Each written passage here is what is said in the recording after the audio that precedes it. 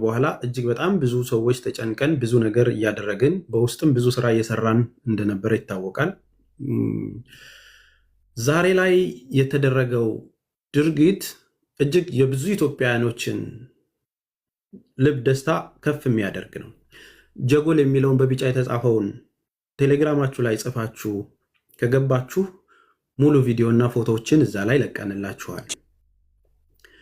ቁጥራቸው ከ300 እስከ 400 የሚሆኑ ኢትዮጵያውያን የታገቱ ሰዎችን በልዩ ኦፕሬሽን በኮማንዶ በመታገዝ አስለቅቀናል።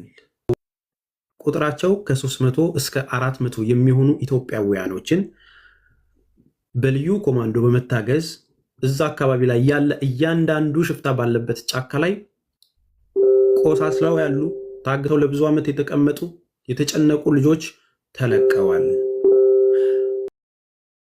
አንድ እሱ ነው።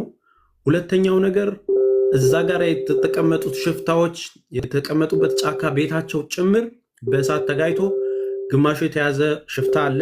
አሁን ደግሞ ወደ ሰላም ወደሚኖሩበት ቦታዎች ላይ ስደት ላይ ታውቁታላችሁ፣ እዚህ ዳስ ምናምን ጥለው ያሉበት ቦታዎች ላይ እነኚህ የሚፈለጉ ሰዎች ወደዛ እየሄዱ ነው። ወደዛ ገብተው በፊታቸው ማታቋቸው ሰዎች ወደ ከተማ እየገቡ ነው። አሁን ዋና እዚህ ላይቭ ላይ የገባንበት ዋናው ኬዝ ምንድን ነው? እነኚህ የተለቀቁት ለቤተሰቦቻቸው ትልቅ ደስታ ነው።